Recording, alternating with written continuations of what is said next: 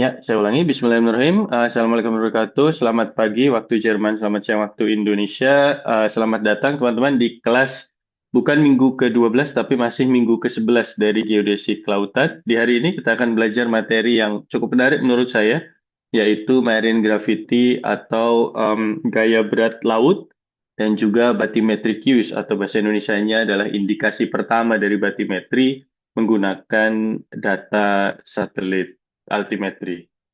Sebelum kita lanjut, teman-teman, saya ingin menyampaikan singkat. Kenapa sih menurut saya materi ini menarik dan juga penting? Karena selama ini begitu ya, bagi kita orang geomatika, banyak orang yang menganggap cara atau satu-satunya cara untuk bisa mendapatkan bathymetry atau bathymetry itu adalah topografi dasar laut, itu hanyalah menggunakan pengamatan baik menggunakan single beam echo sounder, multi beam echo sounder, side scan sonar, ataupun alat-alat terkait lainnya. Artinya, selama ini pemahaman yang selalu mungkin kalian pahami sampai sekarang, untuk bisa mengamati bathymetry itu mau tidak mau harus turun ke lapangan in some shape or form.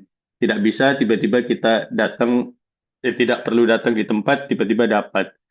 Nah, tapi sebetulnya selain menggunakan alat itu begitu ya, yang langsung turun ke lapangan, ada beberapa metode yang lain. Salah satu metode yang mungkin kalian juga pernah kenal, dan kalau saya tidak salah ingat juga diajarkan di beberapa materi kuliah kita, walaupun tidak di mata kuliah saya, yaitu SDB atau Satellite Derived Bathymetry, khususnya bathymetry yang terlihat secara optis, alias dari citra tampak seperti Sentinel-2, seperti teman-teman Landsat yang berfokus tapi di pesisir. Nah, what if I tell you teman-teman, di mata kuliah atau di materi ini kita akan pelajari lebih lanjut, bahwa selain SDB, sebenarnya kita juga bisa menggunakan metode satelit yang lain, yaitu metode satelit yang sudah kita pelajari sejak pekan ke-7 lalu. Namanya adalah satelit altimetri. Mungkin akan bingung ya, khususnya bagi teman-teman yang baru mendengar satelit altimetri beberapa minggu terakhir, tiba-tiba seperti lompat begitu, tidak cuma lompat, tapi seperti diajak berlari jauh, banyak sekali materi-materi yang sudah bisa diberikan begitu istilahnya tentang altimetri, padahal kenal altimetri itu baru di minggu ketujuh atau istilahnya sebelum UTS kemarin. Nah, untuk itu mungkin saya juga harus mohon maaf pertama-tama karena di beberapa kampus begitu teman-temannya, materi altimetri itu ada yang fokus menjadi satu mata kuliah tersendiri. Jadi tidak dipecah-pecah, sorry, tidak digabung menjadi beberapa temuan saja, tapi ada yang betul-betul membahas dari awal. Nah, karena itu pula ada banyak konsep yang sebetulnya bisa dijelaskan jauh lebih gamblang, tetapi karena tujuan daripada mata kuliah ini bukanlah untuk menjelaskan altimetri segamblang-gamblangnya, tapi memberikan penjelasan singkat lalu ditambah dengan aplikasinya, maka pembagiannya jadi seperti ini. Ya, jadi inti dari yang saya omongkan dari tadi, teman-teman, bahwa mendapatkan batimetri itu tidak cuma bisa kalau kita turun ke lapangan. Mendapatkan batimetri, salah satu caranya adalah menggunakan altimetri. Tetapi saya sangat paham kalau masih banyak yang sebenarnya bingung tentang konsep altimetri itu sendiri, karena baru diajarkan di minggu ketujuh. Apalagi minggu lalu saya fokus mengajari pasang surut atau sirkulasi menggunakan altimetri gitu ya. Pasti tentu banyak dari kalian yang semakin merasa bingung dan semakin merasa pusing. Oh, sirkulasi belum, masih di minggu ke-13 atau minggu ke-14. Tapi tetap saja pasang surut, kalian mungkin merasa, ya Allah ini materi altimetri aja aku masih belum, eh, kalau kata Indra Jagel itu tag gitu ya, atau pas begitu ya. Ini kok tiba-tiba langsung disuruh untuk memahami yang lebih lanjut lagi, baik kenaikan muka air lautnya ataupun bahkan menuju ke pasang surutnya. Sekarang apalagi nih Pak, kok tiba-tiba membahas gaya berat atau graviti ditambah dengan batimetri. Nah, oleh karena itu, saya akan mulai slide kita, teman-teman, dengan penjelasan ulang lagi. Mungkin bagi yang sudah memahami, saya harus mohon maaf, tapi bagi yang belum memahami, ini adalah cara kita lagi untuk mencoba memahami lebih lanjut atau memahami lebih dalam tentang konsep dasar dari pengamatan altimetri. Nah, untuk itu, seperti biasa, saya akan berikan ruang bagi kalian untuk menjawab. Bagi yang menjawab, nanti seperti biasa pula akan saya berikan hadiah berupa saldo e-wallet yang sesuai dengan keadaan saldo saya saat ini. Jadi pertanyaannya singkat, teman-teman. Tolong jelaskan ke saya konsep singkat atau konsep dasar tentang altimetri. Bagaimana sebetulnya altimetri itu bisa mengamati muka air laut dan apa sih yang sebetulnya diamati oleh altimetri itu sendiri? Silakan teman-teman, mungkin ada yang berkenan untuk bantu saya menjawab pertanyaan-pertanyaan tersebut. Altimetri itu konsepnya gimana dan caranya gimana sih kok bisa dapat parameter tersebut? Mangga teman-teman, saya sambil bawa air minum.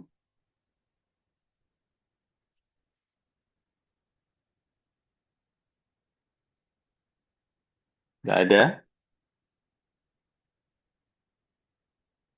Oke, nggak apa-apa. Kalau nggak ada, mungkin next time. eh, saya nggak tahu lagi gimana caranya Pak, biar bisa saya semakin aktif. jawab, Ya, gimana?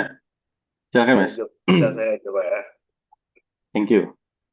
Gimana, Yang Mas? altimetri itu satelit, satelit aktif yang dimana dia mendapati data jarak antar satelit ke permukaan air laut. Khusus satelit altimetri itu gelombangnya disetting untuk air laut, sehingga kalau mendekati daratan dia bakal eh, rusak datanya makin mendekati daratan. Di beberapa bacaan yang pernah saya baca itu sekitar 20 kilometer. Teman kemarin juga Bapak jelaskan bisa didekatkan hingga 1 kilometer Hmm. konsep altimetri. Simpelnya dia dapat permukaan air laut, jarak antar satelit ke permukaan air laut, baru dimodelkan dengan model geoid. Itu Pak, untuk mungkin untuk dapat data. Terima kasih. Terima kasih Mas Adrian sudah menjawab menurut saya sesuai dengan apa yang saya jelaskan, bahkan tadi juga membandingkan dengan bacaan-bacaan sebelumnya ditambah pula dengan kata kunci yang ingin saya highlight begitu ya. Yang pertama adalah citra atau satelit aktif. Betul sekali. Jadi altimetri itu memancarkan gelombang elektromagnetik. Bedanya dengan satelit-satelit penginderaan jauh yang mungkin selama ini kalian kenal, altimetri itu hasil akhirnya bukan gambar, tapi titik di lapangan. Jadi satu kali dia mengamati, satu kali dia memancarkan gelombang elektromagnetik, maka titik itu pula yang nanti ditangkap hamburannya atau kembalinya.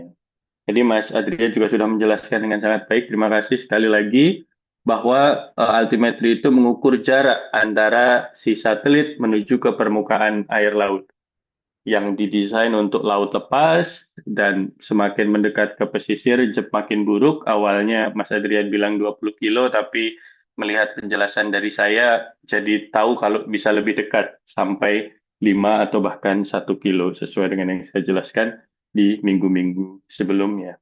Nah, tapi yang mau saya ingatkan teman-teman bahwa sebetulnya ketika kita mengamati muka air laut dengan altimetri, itu ada satu hal yang tidak bisa kita pisahkan. Tadi kalau Mas Adrian bilang menggunakan model geoid. Nah, saya mau menyampaikan bahwa sebetulnya ketika kita mengamati muka air lautnya itu sendiri memiliki komponen-komponen tertentu, yaitu komponen yang mewakili sirkulasi yang akan kita jelaskan di beberapa minggu lagi. Sirkulasi ini maksudnya apa? Tentu, khususnya teman-teman kelautan pasti lebih tahu ya. Ketika kita bicara laut, laut itu tidak diam, laut itu bergerak. Dan pergerakan laut itu tidak cuma naik turun, tetapi bisa bergerak secara horizontal juga. Alias ada sirkulasi atau ada arus. Nah, tentu arus ini berangkat dari perbedaan tinggi kan. Ketika ada air laut yang satunya lebih tinggi dibanding air laut lain, maka tentu hukum gravitasi menyebutkan air pasti akan bergerak ke sana, pasti akan ada sirkulasi di situ. Nah, sinyal yang pertama yang ditangkap dari permukaan air laut adalah sirkulasinya. Tidak cuma itu, kalau kita coba pisahkan lagi, selain sirkulasinya, kita juga nanti bisa dapat nilai gravitinya atau gaya beratnya. Di sini saya tidak akan menjelaskan gaya berat itu apa secara gamblang, di beberapa slide selanjutnya akan saya berikan juga, karena ada mata kuliah tersendiri, nama mata kuliahnya adalah Geodesi Fisik, saya juga yang mengampu. Pilihan juga dibuka di semester ganjil. Tapi intinya teman-teman, ketika kita bicara bentuk bumi, sebetulnya bentuk bumi secara fisik itu didekati dengan sebuah model yang disebut dengan geoid. Geoid itu adalah permukaan di mana nilai medan gaya berat atau resultan daripada gravitasi dan gaya sentripetal, ya benar, sentripetal itu sama di permukaan tersebut. Jadi kalau teman-teman melihat mungkin pernah ada di buku geomatika atau di Wikipedia ada seperti bentuk bumi yang bentuknya seperti kentang begitu ya, bukan bukan bola, bukan elipsoid, tetapi bentuknya seperti tidak beraturan seperti kentang yang diambil mata kentangnya itu. Nah, itulah yang disebut geoid dan bentuk fisik bumi itu seperti itu. Nah, di lapangan atau di laut, pendekatan pertama dari bentuk geoid ini adalah muka air laut. Jadi, muka air laut itu secara umum akan bukan mengisi, terdapat dua bagian dasar, geoidnya ditambah sirkulasinya. Nah, di materi ini saya juga akan berikan bahwa ternyata ada satu komponen lagi, teman-teman. Bahwa, ini cuma spoiler singkat saja, ketika kita bandingkan ketinggian muka air laut dari titik A ke titik B, yang misal miring begini, lalu kita turun ke bawah, turun ke dasar laut, ternyata ditemukan ketinggian atau kedalaman dari titik A itu juga lebih dangkal sedikit daripada titik B. Sehingga apa yang ada di atas itu bisa mewakili apa yang ada di bawah. Apabila kita bisa menurunkan apa yang ada di atas, yaitu permukaan laut ini, maka nanti kita juga bisa mengidentifikasi atau mengindikasikan kedalamannya bagaimana. Jadi ini adalah inti dari pertemuan hari ini, teman-teman. Kita akan menentukan bagian atasnya yang tidak cuma terdiri dari sirkulasi, tetapi juga bagaimana geoidnya atau medan gaya beratnya. Dan setelah itu kita akan tarik dia atau kita akan turunkan dia ke bawah ke dasar laut untuk nanti sedikit mewakili. Kenapa saya bilang sedikit? Kenapa saya bilang mewakili? Kok saya nggak bilang mendapatkan? Karena memang bukan mendapatkan secara gamblang, tetapi merupakan pendekatan pertama dari si batimetrinya. Terima kasih sekali lagi Mas Adrian akan bantu pendapatannya. Dari slide ini teman-teman tadi sudah kita tambah jelaskan ulang, tetapi ada satu hal lagi yang ingin saya tambahkan, bahwa tinggi muka air laut yang diukur dari altimetri pada dasarnya diukur menggunakan atau dari elipsoid, sebuah bidang matematis yang semu atau tidak nyata. Nah, baru itu disebut sebagai tinggi muka air laut alias SSH. Dan apabila, seperti yang tadi saya sampaikan teman-temannya, di sini, apabila kita punya SSH di bagian kiri, di bagian kiri atas, atau HT, maka SSH itu adalah gabungan dari apa? Dua yang tadi saya sampaikan. Geoid yang diwakili oleh MSS, ditambah dengan psi T, ini adalah sirkulasinya, ditambah dengan error. Bahkan kalau dibuat lebih lanjut, ketika kita turunkan MSS, itu juga mendapatkan geoid yang sebenarnya, karena MSS ini bukan geoid yang sebenarnya, tapi pendekatan pertama dari geoid. Nah, baru ditambah dengan MDT atau Mean Dynamic Topography, yang tidak lagi hanya mewakili variasi daripada muka air lautnya, tapi juga bisa melihat bagaimana permanen internal current daripada satu posisi ke posisi yang lain di lautan itu. Tapi mari kita coba kembali dulu, teman-teman, bahwa yang ingin saya ajarkan di materi hari ini, kalau kita dapat SSH, itu sebenarnya adalah gabungan dari beberapa sinyal, dan salah satu sinyal yang mau kita ambil hari ini adalah sinyal gaya berat yang nanti kita turunkan ke batimetri.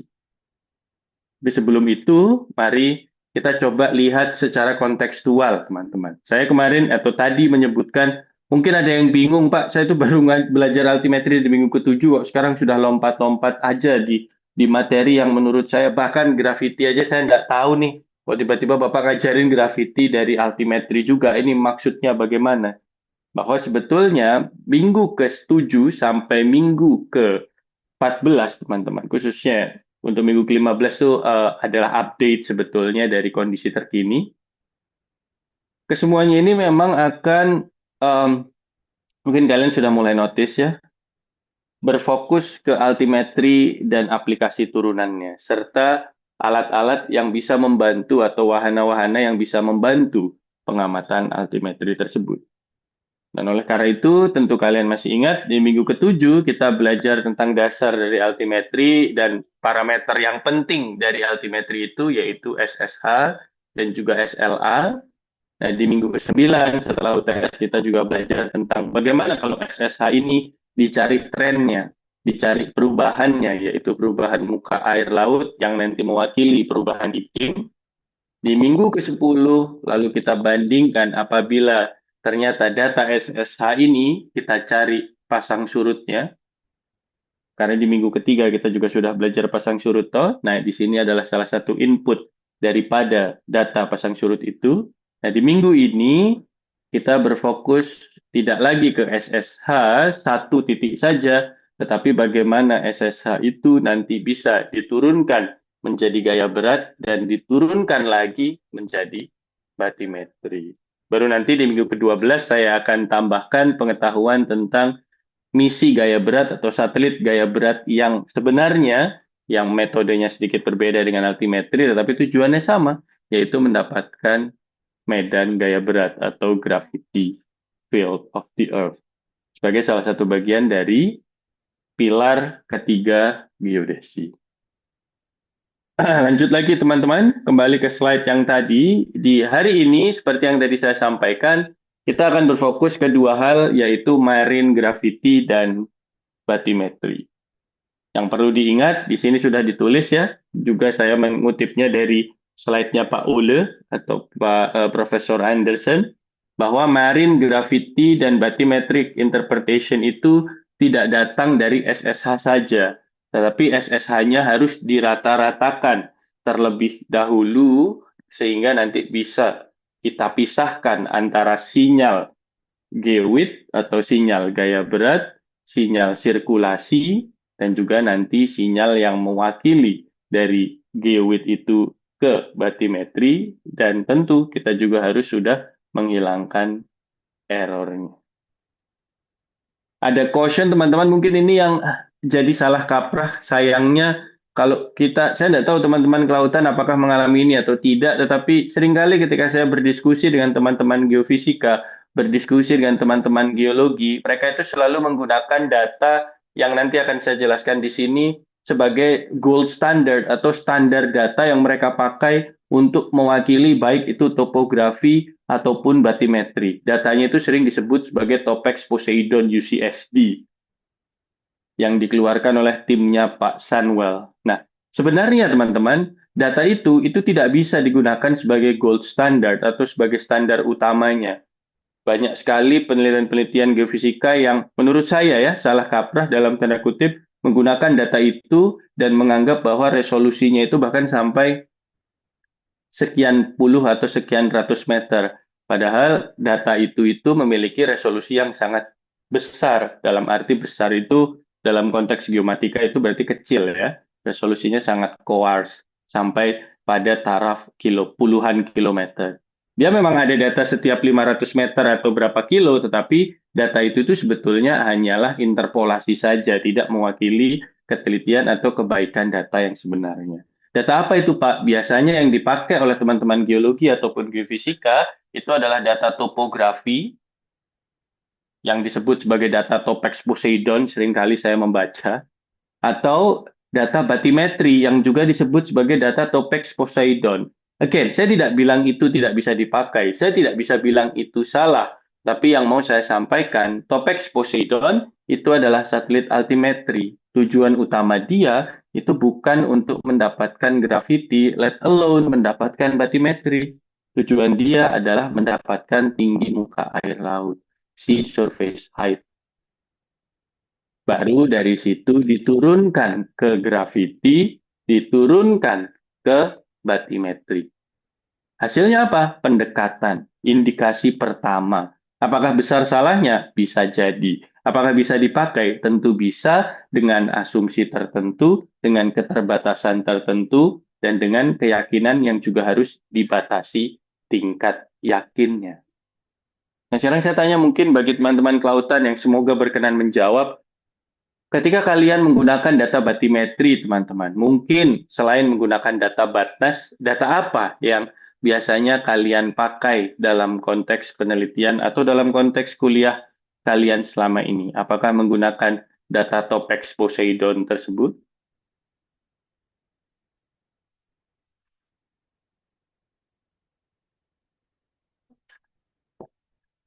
Gimana? Benar nggak, teman-teman? Cuma mau konfirmasi aja sebenarnya.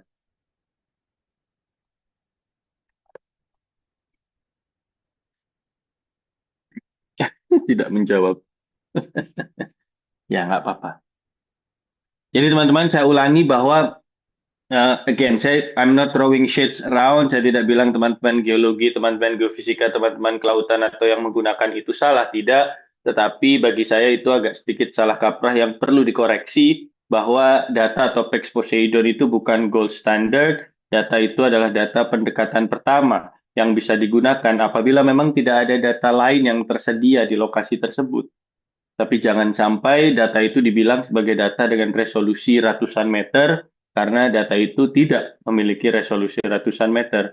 Data-data tersebut memiliki resolusi sama seperti altimetri, berapa kilo, atau bahkan apabila sudah dimasukkan dengan data gravity dari gravity mission, dia resolusinya biasanya ada di puluhan atau bahkan ratusan kilometer.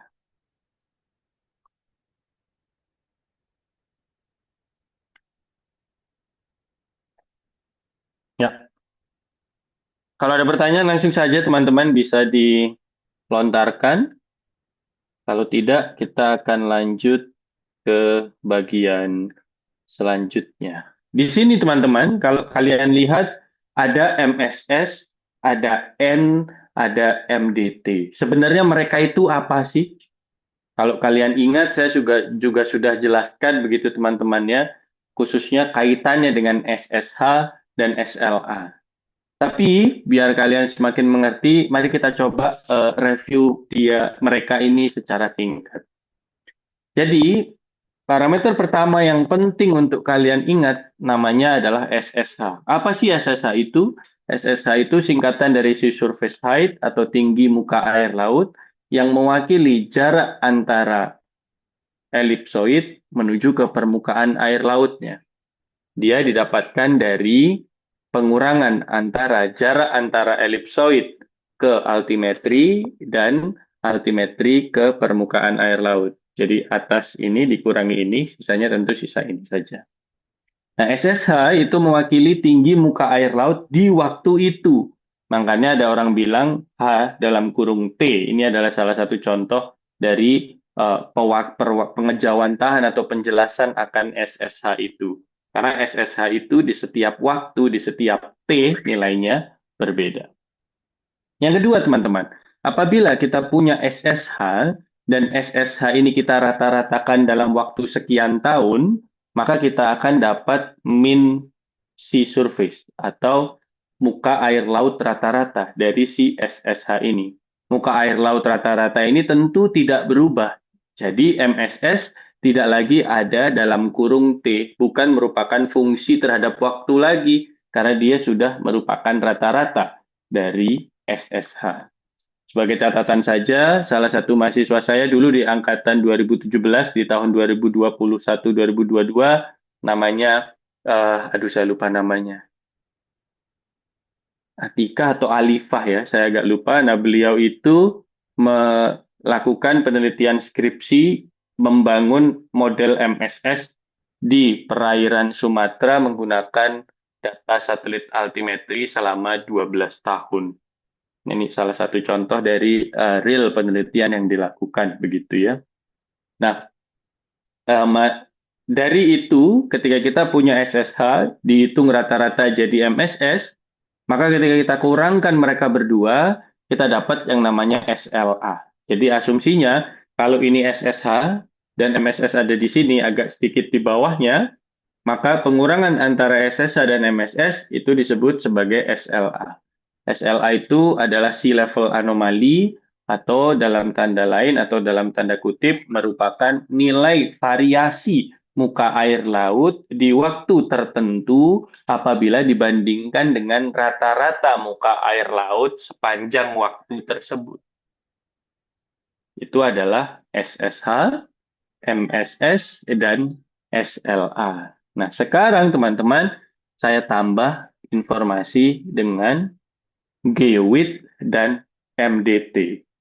Nah, untuk bisa main GeoWidth dengan MDT, maka kita harus mengenal terlebih dahulu secara singkat MSS. Tadi saya mulai penjelasannya dengan menyampaikan kalau MSS itu adalah rata-rata muka air laut dari altimetri di waktu tertentu. Secara teori, di ilmu geomatika, di ilmu geodesi, perwujudan muka bumi yang sebenarnya itu adalah muka air laut rata-rata. Dalam tanda lain ada yang bilang MSL, alias muka air laut ketika tidak ada gaya yang bekerja padanya sama sekali. Ya, sama saja seperti muka air laut sepanjang waktu tertentu dirata-ratakan, gayanya kan jadi hilang semua, hitungannya di cancel out semua. Nah, berarti secara teori MSS itu berhimpit dengan geowid. Kenapa? Karena geowid itu adalah muka air laut rata-rata yang tidak ada gaya bekerja padanya, sedangkan MSS adalah rata-rata muka air laut di waktu tertentu. Tetapi penelitian menunjukkan, banyak sekali penelitian menunjukkan, teori pun juga menunjukkan bahwa MSS sama geowid itu tidak berhimpit dengan baik. Ada selisih sekitar senti sampai meter. Kenapa? Karena ternyata rata-rata muka air laut di waktu tertentu itu masih ada gaya yang tersimpan di dalamnya. Gaya apa? Gaya yang disebut sebagai gaya gara-gara sirkulasi. Gaya yang disebabkan oleh pergerakan air laut secara horizontal. Sehingga kalau kita kurangkan antara geowid dengan MSS, maka kita akan mendapatkan satu nilai yang namanya adalah MDT. MDT itu singkatan dari Mean Dynamic Topography, yang seperti tadi saya sampaikan, caused by current. Dan tidak cuma current, tapi ditambah dengan salinity dan temperature structure, atau struktur daripada salinitas dan temperatur, serta tentu berarti jadi densitas di lokasi tersebut yang akan merubah nilai MDT-nya. Maksudnya apa, Pak? Berarti dalam konteks altimetri, kalau kita punya MSS, yaitu rata-rata dari SSH tadi, itu tidak langsung bisa dibilang, oh itu geowid. Itu geowid, tapi hanya pendekatannya saja. Kalau kita kurangkan dengan nilai geowid yang lain, contoh nih, kita punya data geowid dari pengamatan langsung, shipborne gravimetry. Kan itu dapat nilai N kan? Atau minimal dapat free air anomali yang nanti bisa diturunkan menjadi N. Nah, maka kita bisa turunkan, bisa kurangi mereka MSS dan N, selisihnya adalah MDT. Nah, di materi kita hari ini, teman-teman, kita nanti fokus ke yang namanya MSS dan geowid. MDT akan kita fokuskan di pertemuan selanjutnya, yaitu di pertemuan ke-13 khususnya, ketika kita membahas tentang sirkulasi dari laut menggunakan altimetri. Pak, mau nanya, Pak. Ya, silakan Mas Adrian. Kan di pertemuan pertama tentang altimetri itu kita kan ada bahas beberapa daerah yang memiliki anomali. Maksudnya kayak ketika daerah itu memiliki gaya berat yang berlebih, maka air laut akan mengikuti daerah itu ya, Pak. Yes. Kayak dia bakal turun ke bawah, kita lihat di satelit itu. Jadi Ya. kan ini kan MSS sama geoid ini kan eh, bisa dibilang banyak yang bilang berhimpit, orang-orang bilang berhimpit bahkan. Ya. Eh, Berarti yang dimaksud dengan MSS ini dan daerah yang membentuk anomali tadi, Pak, Mm-mm. itu tuh eh, saya cuma pingin validasi. semua itu berarti tergantung kepada massa dari air itu, betul Pak? Kayak salinitas, suhu segala macam sehingga dia bisa membentuk sebuah medan yang turun naik. Maksudnya saya bingung gitu ngelihat data altimetri yang bisa membentuk anomali turun tiba-tiba kayak mengikuti air laut karena di situ ada medan gaya berat berlebih. Karena yang saya tahu air akan mengikuti bentuk pada umumnya gitu Pak. Nggak Ya, akan, dan air akan mencari kesetimbangan. Mungkin ya, asumsi Anda kan begitu, karena di gelas air itu tidak tiba-tiba miring gini gara-gara ada perbedaan gaya berat gitu, maksudmu ya kan? ya, ya. Nah, ini Uh, kok air ini di laut kok begini gitu kan? Oke, good. uh, Pertanyaan yang bagus sekali. Nah, ini sebenarnya materi yang menurut saya baru bisa saya jelaskan ketika konteksnya Anda tangkap kalau Anda kuliah geodesi fisik sebenarnya. Tapi nggak apa-apa. Ini pertanyaan yang bagus dan saya harus menjawabnya. Kalau teman-teman ingat di pertemuan yang lalu, kayaknya saya menjelaskan. Kalaupun ternyata tidak, berarti saya harus menjelaskan di pertemuan selanjutnya bahwa kenaikan muka air laut itu sebetulnya terpisah menjadi dua. Muka air laut itu ada yang terjadi gara-gara yang namanya sterik, ada yang terjadi gara-gara mass atau massa. Sterik itu adalah ketika ada perbedaan temperatur, perbedaan densitas, perbedaan salinitas, dan sebagainya. Nah, perbedaan itu akan mengakibatkan muka air lautnya berbeda. Kenapa? Karena ada volume di situ yang berbeda. Kalau misalnya kita punya air dengan salinitas dan densitas yang berbeda, kalau kita punya suhu yang sama, tentu tingginya akan berbeda karena volume daripada si airnya aja udah berbeda. Nah, tapi ada satu lagi selain yang namanya sterik, itu namanya emas. Dan terima kasih Mas Adrian yang sudah membantu saya, jadi saya bisa apa namanya bridging kalau kata orang podcast. Nah, inilah yang menjadi pertanda bagaimana caranya kita bisa mendekati batimetri menggunakan nilai altimetri. Kenapa?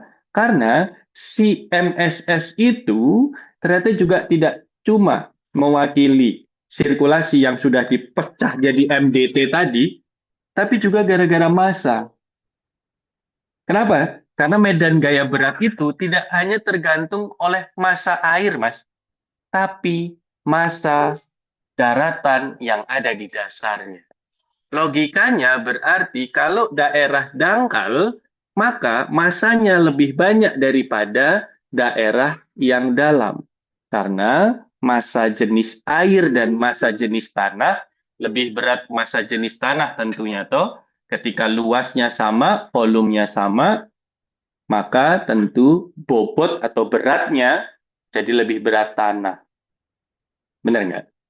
Nah, ketika dia dangkal, berarti MSS-nya juga akan berbeda dengan laut yang dalam. Karena tinggi muka air laut tidak cuma ditentukan oleh komponen sterik, ya tadi massa air, densitas air, temperatur air, tapi juga dipengaruhi oleh efek massanya, alias efek dari batimetrinya. Dan ini yang membuat air laut itu, kalau kita lihat dari MSS-nya atau geowidth-nya, itu jadi ada yang berbeda begini. Dan kenapa, Mas? Mungkin Anda tanya lah, tapi kan air itu pengen cari kesetimbangan, Pak. Inilah yang disebut sebagai sumber dari sirkulasinya, Mas. Gara-gara ada perbedaan ini, maka air akan berjalan dari atas ke bawah. Jadilah yang namanya sirkulasi, jadilah arus. Arus ini ada dua pembangkitnya, perbedaan temperatur, perbedaan salinitas, perbedaan densitas, atau simply perbedaan tingginya ini tadi. Dan kita di geomatika, agar tidak sama dengan orang oceanografi, berfokus ke sirkulasi yang nanti terjadi gara-gara perbedaan tinggi ini. Kalau teman-teman yang oceanografi pasti tentu fokus ke sirkulasi yang berdasarkan uh, parameter oceanografi ya, CTD, salah beberapanya. Paham nggak, Mas? Jadi kalau saya tutup, jawaban dari pertanyaan Anda adalah dia berbeda gara-gara sebenarnya ada perbedaan muka air laut yang terjadi gara-gara dua hal. Komponen sterik dan komponen mass atau massa. Steric itu gara-gara tadi parameter oceanografi yang menyebabkan dia beda, yang sudah kita jelaskan sebelumnya. Nah, di hari ini saya mau cekoi Anda atau saya mau tambahkan Anda dengan konsep bahwa ternyata batimetri di bawah itu juga ngefek loh di atas. Dengan teori, kok bisa Pak? Ya iya, Anda punya misal kedalaman 100 meter, satunya 80 meter tanah, 20 meter air. Satunya lagi 80 meter air, 20 meternya tanah. Volumenya, beratnya beda nggak? Karena massa jenis air dan tanah beda. Pasti beda. Lebih berat yang banyak tanahnya kan karena massanya lebih banyak. Jadi apa efeknya? Jadinya medan gaya berat di lokasi itu tentu lebih turun dibandingkan sebelahnya. Karena dia memiliki massa atau medan gaya berat yang lebih besar daripada sebelahnya. Dan ini terjadi bukan gara-gara perbedaan salinitas, bukan perbedaan temperatur, tapi gara-gara perbedaan batimetrinya. Menjawab nggak Mas Adrian? Atau malah semakin bingung? Terjawab sedikit, Pak. Mungkin, tapi saya masih bingung, tapi nanti bakal saya pahami lagi, Pak. Ya, maklum bingung. Apa namanya? Banyak dari materi ini yang sebetulnya harus di hands on dan harus lihat contohnya.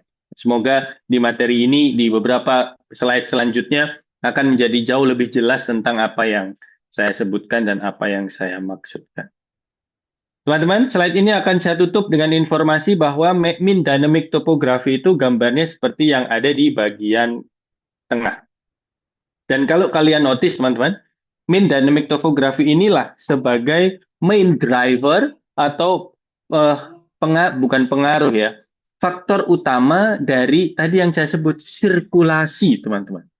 Kenapa? Kalau Anda bisa notice di sini ada beberapa sirkulasi-sirkulasi penting yang kelihatan dari data mean dynamic topography. Yang pertama adalah Agulhas current. Agulhas current itu adalah current yang terjadi, saya agak lupa, di selatan Amerika kalau saya tidak salah ingat. Yang terjadi gara-gara adanya perbedaan temperatur antara Atlantik dan Pasifik. Sehingga dia membentuk arus yang seperti ini. Tidak cuma itu, kalau di zoom in, Anda juga bisa lihat yang namanya Gulf Stream. Gulf Stream itu adalah salah satu sirkulasi yang sangat besar, skalanya besar, yang terjadi di pantai timur Amerika atau East Coast of the USA. Dan Anda bisa lihat kalau ini adalah jalurnya. Kenapa bisa dibilang begitu? Karena di sini bisa Anda lihat bahwa ketinggian mean dynamic topografinya dari pesisir yang dekat dengan East Coast dan juga tengah laut itu berbeda. Sehingga nanti akan ada pergerakan daripada air yang mencoba untuk memenuhi syarat atau teorema dasar air akan mencari equilibrium atau kesetimbangan. Gara-gara ada beda, dia akan cari atau mengejar keseimbangan itu. Nah, ini adalah hasil dari MDT-nya, gambar dari MDT-nya. Ini penting teman-teman ya, karena kalau tidak nanti kalian akan semakin bingung di pertemuan ini gitu ya. Oh, ini data apa ya yang diwakili, MSS kah, MDT kah, atau GeoWind kah? Dan yang perlu saya ingatkan lagi, bahwa dalam materi hari ini yang banyak dipakai kita adalah MSS dan GeoWind. MDT-nya di pertemuan selanjutnya. Nah, ini teman-teman, sebenarnya mungkin Mas Adrian sudah bisa membaca pemikiran saya ya, makanya slide-nya sudah bisa dibaca sama Mas Adrian karena slide selanjutnya itu tepat sekali dengan apa yang Anda tadi tanyakan. Kok bisa, Pak? Apa hubungannya ocean itu bisa naik turun gini ya? Dan apa kaitannya itu dengan MSS dan GeoWind? Penjelasannya akan saya ulang dan saya singkat sesuai dengan penjelasan di slide ini, teman-teman. Over the ocean, the sea surface approximately follows an equipotential surface. Alias, di laut, secara umum, muka air laut rata-rata akan mendekati muka air laut dari yang nilainya sama gaya beratnya atau bisa disebut sebagai geoid. Yang tadi Mas Adrian sebut berhimpit dengan geoid. Sama atau tidak? Tidak, tapi berhimpit. If the gravity field changes laterally, lateral itu berarti berganti begini, bergeser gini, local level surface tilts and curve. Jadinya apa teman-teman? Jadinya ketika permukaan air laut itu medan gaya beratnya sendiri berubah secara lateral, lateral itu begini ya, bukan begini, maka local level surface-nya akan menyesuaikan. Tilt itu berarti miring begini, atau curve, melengkung begitu. Melengkung ini maksudnya apa? Melengkung sesuai dengan arah yang mana, dari naik ke turun atau dari turun ke naik. Nah, altimetri seperti yang tadi sudah dijelaskan dan berkali-kali dijelaskan di minggu-minggu sebelumnya, itu adalah pengamatan berbasis titik yang didapatkan setiap sekian kilometer. Kalau ternyata medan gaya berat di pengamatan titik 1 dan titik 2 dan titik 3 saling berbeda, maka tentunya tinggi muka air laut yang didapatkan juga akan berbeda. Sehingga kalau ini diselisihkan, apa yang kita dapat? Slope, kemiringan. Tidak cuma itu, kalau Anda mau, Anda nanti juga bisa mendapatkan kurvaturnya atau kelengkungannya. Si surface curvature itu ada, kita menyebutnya sebagai vertical deflection dalam konteks geodesi fisik. Nah, nilai itu teman-teman, selisihnya ini yang kita sebut nanti sebagai input dari gravity anomali. Dan lagi-lagi seperti yang tadi saya bilang dengan penjelasan saya tadi, perbedaan ini itu tidak cuma gara-gara gravity yang disebabkan oleh massa air, tapi juga massa batimetrinya. Sehingga kalau dapat gravity, kita juga bisa dapat batimetri. Di mata kuliah geodesi fisik, kita mengenal yang namanya Bruns formula, teman-teman, di mana N itu adalah geoid height, yang itu adalah sama dengan disturbing potential T, yang dibagi dengan potensial rata-rata.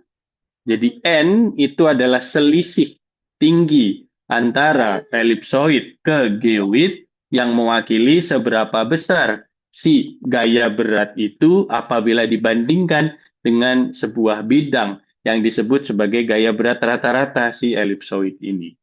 Jadi T dibandingkan dengan gamma. T itu adalah potensial pengganggu atau disturbing potential di lokasi tersebut. Gamma atau Y itu adalah nilai dari potensial di permukaan elipsoid. Jadi akan ketahuan tingginya berapa. Nah, kalau kita sudah dapat N, maka kita nanti bisa mendekati N apabila kita menggunakan rumus di bawahnya. Karena yang mau kita pakai itu tidak cuma N, tetapi juga delta G, anomali gaya berat. Anomali gaya berat itu bisa kita dekati dengan minus dt per dz. Derivatif atau turunan dari T, disturbing potential tadi, terhadap tinggi Cz. Seberapa besar disturbing potential ini berubah setiap perubahan Z. Kan secara matematik gitu. Nah, kalau keduanya ini digabung, teman-teman, apabila kita substitusi si T-nya, ini disebut sebagai pendekatan green. Atau ada juga orang bilang bukan green saja, yang mana kalau dirangkum lagi akan menjadi Gaussian Theorem of Gravity, yang nantinya bisa mengaitkan antara N dengan delta G. Mungkin ada yang tanya, Pak Punten, saya masih bingung. Altimetri itu kan dapatnya tinggi, Pak. Kok bisa jadi delta G? Nah, kita mendekati dia menggunakan teorema Bruns yang menggunakan disturbing potential sebagai bukan pemegang ya, sebagai kaitan daripada keduanya. Teori ini saya tidak berusaha untuk menjelaskan sangat gamblang karena ada mata kuliah tersendiri yaitu geodesi fisik. Bagi yang nanti ingin mendapatkan materinya bisa kontak saya, bisa saya share PPT-nya teman-teman, dan mungkin kalau ada yang masih belum selesai kuliahnya semester depan, kalau berminat nanti bisa ikut kuliah geodesi fisik sama saya, membahas ini lebih lanjut secara matematik yang ya cukup hardcore bisa saya bilang, karena full rumus-rumus matematik saja. Jadi teman-teman, intinya adalah perbedaan tinggi muka air laut yang dibandingkan, yang dinilai N itu, apabila menggunakan Bruns formula, kita bisa dekati dia menjadi delta G. Karena, kenapa? Teori dasar kita yang tadi saya jelaskan, bahwa apa? Ketika kita punya perbedaan tinggi, itu disebabkan oleh dua hal. Gara-gara sterik dan gara-gara massa. Sterik adalah perbedaan parameter oceanografi tadi, yang nantinya disebabkan dan menyebabkan current atau arus, dan sebab kedua adalah massa, yang mana tentu masanya tidak cuma ditentukan oleh massa airnya berapa, tapi massa daripada dasar lautnya juga berapa. Alias bisa diturunkan lagi jadi batimetri. Intinya begitu. Nah, kita bisa lanjut lagi. Kalau ada yang masih bingung, silahkan mungkin bisa mencoba untuk dipahami sambil mungkin meramu pertanyaannya. Atau kalau ada yang langsung mau ditanyakan, boleh sekali.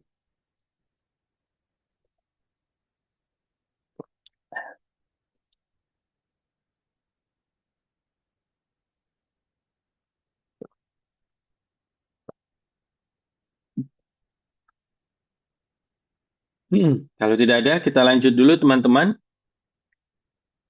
Ketika kita bicara data altimetri, kalian di pekan ke-7, di pekan ke-9, di pekan ke-10, tentu belajar, khususnya bagi teman-teman geodesi atau geomatika, ya di materi kuliah geodesi satelit, bahwa altimetri itu kembali setiap beberapa hari. Dalam hal ini adalah kembali biasanya setiap 9,956 hari, alias mendekati 10 hari. Jadi altimetri itu kembali ke titik yang hampir sama di lokasi yang mirip setiap 10 hari. Nah, ini kita sebut biasanya sebagai repeat track. Efek dari repeat track ini apa? Tentunya akan ada banyak lokasi di bumi yang tidak tercover daripadanya. Mari kita coba lihat, semoga masih bisa websitenya ya, agar kita coba cek gambar daripada contoh data itu.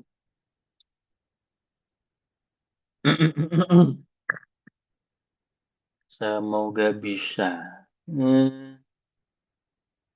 Pas locator. Yes. Tapi dapat bisa nggak kalau GM? Yo, sayang tapi GM-nya nggak kebuka. Let's still try. Harusnya bisa dapat ya, tapi sayangnya GM ini nggak dapat. Oke. Kita bisa lihat teman-teman, ini adalah salah satu website yang cukup penting tapi belum kelihatan di Anda. Saya resume dulu. Salah satu website yang cukup penting untuk mempelajari altimetri. Website ini adalah OpenADB Tomb yang kebetulan dibuat oleh DGFI, tempat saya melakukan tesis S2 10 tahun, ya 9 tahun yang lalu. Nah, di website ini bisa kita lihat bahwa salah satu penanda daripada orbit satelit yang berulang setiap 10 hari adalah apabila kita coba zoom in teman-teman, ada banyak area yang kosong. Contoh, area ini gimana dong datanya? Area ini gimana dong datanya? Area sini gimana dong datanya? Kalau datanya cuma ada di titik-titik sepanjang garis merah ini saja. Jawabannya ada beberapa teman-teman. Yang pertama adalah menggunakan satelit yang lain. Contoh, dibantu Sentinel-3A. Dibantu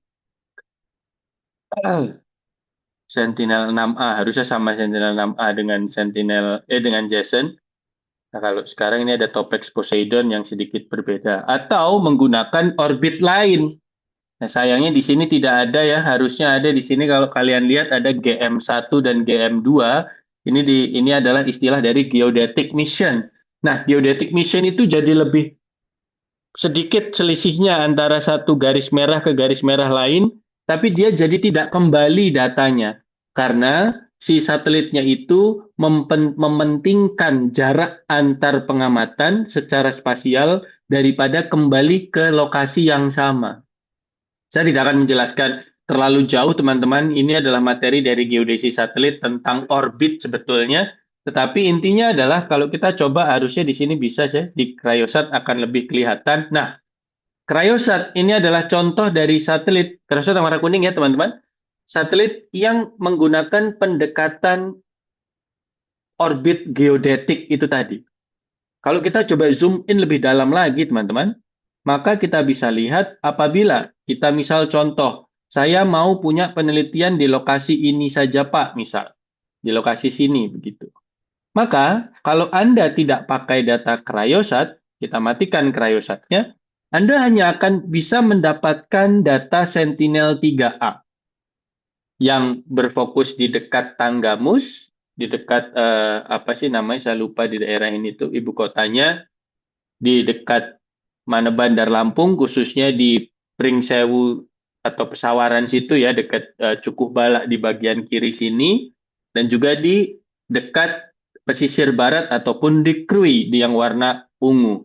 Bahkan di AOI kita yang warna merah cuma bagian ini saja.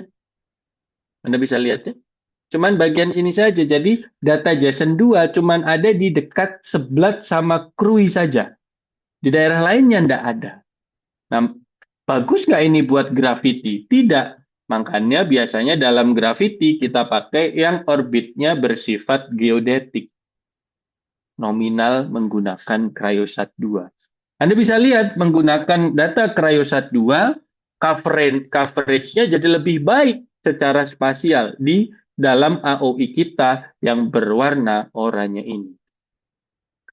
Logika inilah teman-teman yang membuat banyak orang, banyak penyedia data seperti Bapak Sandwell ataupun Bapak Ole, Bapak Anderson maksud saya, itu menggunakan kombinasi dari semua. Jadi kalau Anda bisa bayangkan data yang ada di depan mata Anda ini itu semua dihidupkan dan semuanya itu sama-sama digunakan untuk membangun model gaya berat dari laut seluruh dunia berdasarkan altimetri.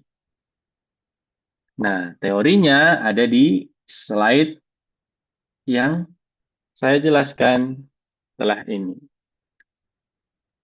Repeat track dan juga geodetic mission. Jadi teman-teman, kalau Anda lihat ya, tadi ya, kalau misal kita hanya pakai JSON yang repeat track, itu jauh, too far between. Makanya kita pakai geodetic mission atau pakai, atau pakai contohnya adalah Cryosat 2 tadi, teman-teman. Inilah mengapa di sini Pak Ole, Pak Anderson bilang geodetic atau non-repeat mission are essential for dense spatial coverage and short wavelength gravity recovery karena dia punya jarak antar titik yang jauh lebih sedikit secara spasial sehingga apa? Sehingga dia mampu untuk mendapatkan data medan gaya berat yang lebih bagus resolusi spasialnya. Ini teman-teman yang ingin saya masukkan, bagaimana caranya untuk nanti bisa memastikan bahwa datanya benar. Kita punya satu analisis yang disebut sebagai crossover adjustment, yang mana kita mengasumsikan bahwa ketika sebuah pengamatan dari satelit A ke satelit B atau satelit A tapi cuma beda waktu, itu disilangkan begini, maka pertemuan persilangannya, crossover-nya, itu harusnya nilainya 0. Karena asumsinya diamati menggunakan pengamatan yang sama, diamati dalam kondisi laut yang sama, dalam kondisi graviti yang sama, maka tinggi muka air laut di dua kondisi tersebut harusnya sama. Alias kalau diselisihkan 0. Tapi karena selisihnya sebenarnya tidak sama, maka harus ada yang namanya adjustment, penyesuaian dari si crossover tersebut. Saya ulangi teman-teman ya, dalam proses gravity mission, kita seringkali tidak menggunakan repeat track saja, gambar yang tadi yang jauh-jauh itu. Tapi kita pakai sebuah mode orbit yang khusus namanya adalah geodetic mission yang waktunya itu biasanya sekitar kalau Creo 1 seingat saya 390 atau 300 ya 392 atau 391 hari. Jadi dia baru kembali ke titik yang sama itu setelah lebih dari 1 tahun. Tapi itu kan tidak penting. Yang penting dalam konteks ini bukanlah kembali ke waktunya, ke lokasi yang sama secara cepat, tetapi yang perlu adalah bagaimana mendapatkan banyak titik yang mewakili lapangan sedempet-dempetnya, sebaik-baiknya, semepet-mepetnya antara satu sama lain, sehingga resolusinya bisa semakin baik secara spasial.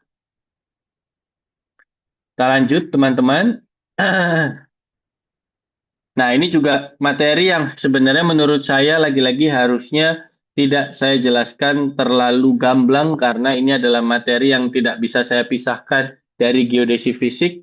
Tetapi teman-teman, di ilmu geodesi fisik itu ada satu asumsi yang harus kita pakai dan harus kita imani serta kita anut. Apa itu, Pak? Yaitu bahwa medan gaya berat itu bisa diwakili visualisasinya menggunakan pendekatan gelombang. Jadi medan gaya berat itu bisa didekati menggunakan rumus sin dan cos. Nah, ketika kita bilang ada rumus sin dan cos, berarti kita punya beberapa parameter dasar gelombang yang bisa kita pakai. Seperti frekuensi, seperti perioda, seperti panjang gelombang, dan juga seperti amplitudo. Nah, salah satu hal yang penting adalah panjang gelombang atau lambda. Nah, di dalam dunia geodesi fisik, ketika kita dekati atau ketika kita visualisasikan atau ketika kita asumsikan dan bentuk medan gaya berat ini sebagai gelombang, maka kita punya 3 jenis medan gaya berat atau 3 jenis gelombang berdasarkan panjang gelombangnya. Yang pertama adalah panjang gelombang yang disebut sebagai long atau panjang. Dia itu biasanya kembali setiap 250 atau 300 kilo. Jadi kalau Anda punya satu titik setiap 250 kilo, ya berarti dia bisa memenuhi syarat panjang gelombang panjang tadi yang disebut sebagai long wavelength. Salah beberapa contoh dari data long wavelength itu adalah satelit gaya berat yang akan saya jelaskan di minggu depan. Nah, kalau tentu ada gelombang yang disebut sebagai panjang, pasti ada gelombang yang disebut sebagai pendek, pasti ya. Nah, kalau gelombang panjang itu 250-an sampai 300 kilo, kalau gelombang pendek itu berarti nilainya sekitar ratusan meter sampai belasan kilo. Nah, datanya dapat dari mana, Pak? Turun ke lapangan ataupun menggunakan pesawat atau airborne. Biasanya datanya dari situ.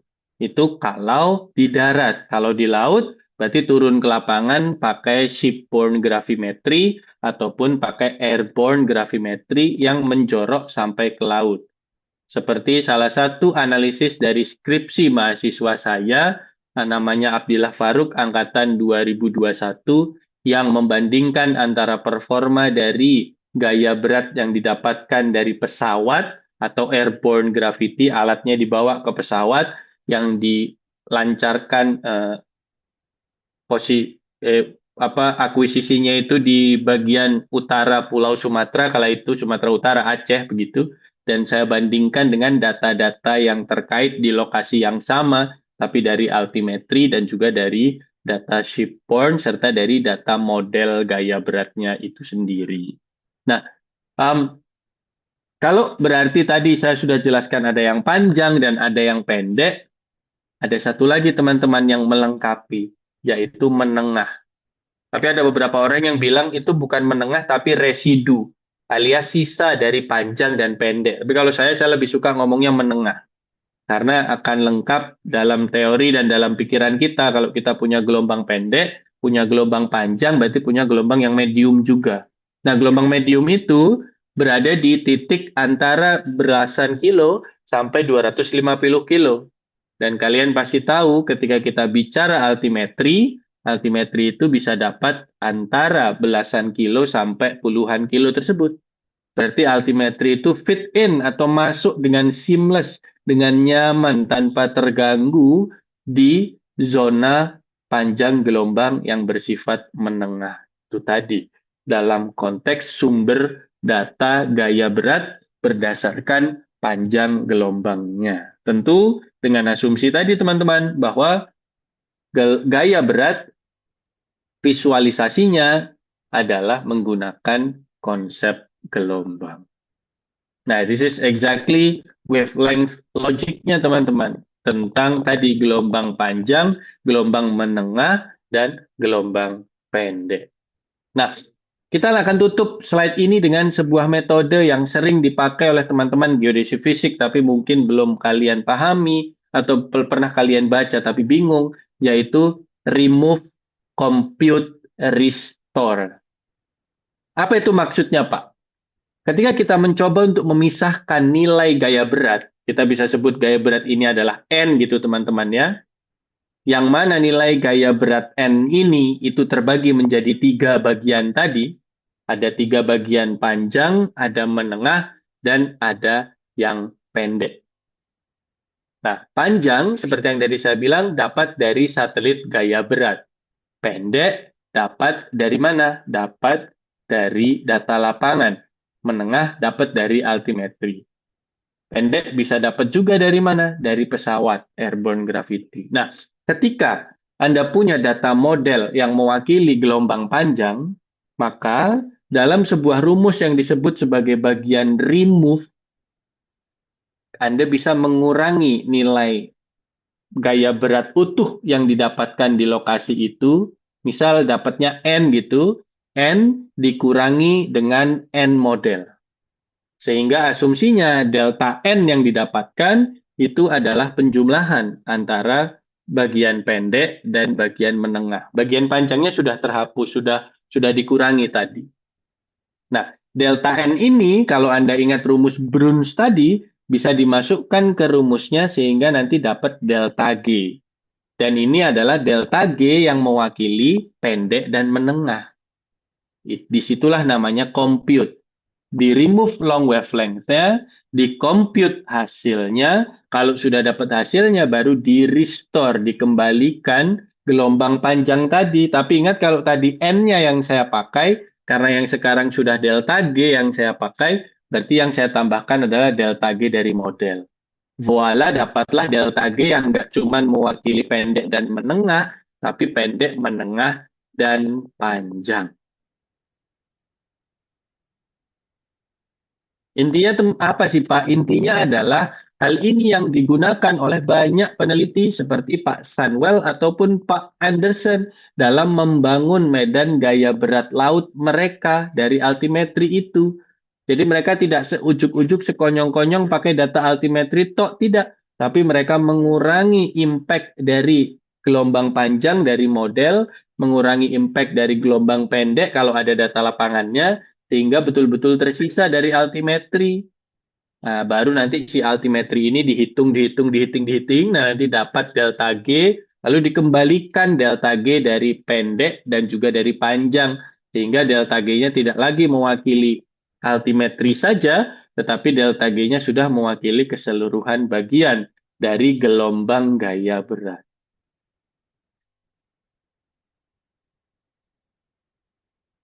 Begitu teman-teman, adalah penjelasan singkat tentang gaya berat dan juga perwujudannya dalam konsep gelombang. Selanjutnya, masih ada beberapa slide lagi, tapi akan saya coba untuk tidak terlalu matematik dan detail, teman-teman. Semoga nanti bisa sesuai dengan waktu yang ada. Kita masih ada sekitar 30-an menit, termasuk absen. Nah, setelah kita paham tentang konsep-konsepnya, teman-teman, mari kita coba aplikasikan secara singkat apa isi sebenarnya yang lalu bisa digantikan. Ketika ada pergantian atau perubahan gravity field yang terjadi secara horizontal, yang tentunya berarti perubahannya ini jadi naik turun begini, maka akan ada yang namanya slope atau kemiringan. Nah, ketika kita punya kemiringan, teman-teman, maka kita bisa hitung defleksinya. Defleksi itu apa? Tentu bagi teman-teman geomatika sudah ingat, sudah tahu atau masih ingat, ketika kita punya titik di lapangan, kita itu bisa menggunakan unting-unting sebagai pendekatan ke titik pusat massa bumi. Titik pusat massa bumi ini adalah perwakilan dari pusat massa bumi itu sendiri atau pusat geoid itu sendiri. Apakah pusat geoid akan sama dengan pusat elipsoid? Jawabannya tidak.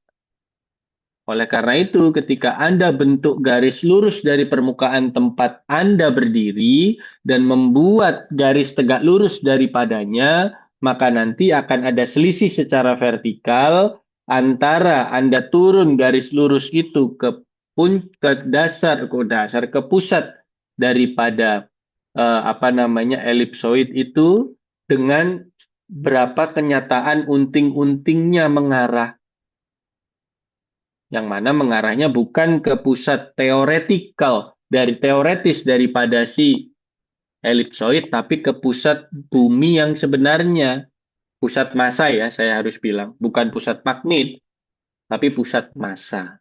Dan itu akan berubah dalam seiring berjalannya waktu tentunya, karena persebaran massa di permukaan bumi ini pasti selalu berubah seiring berjalannya waktu pula.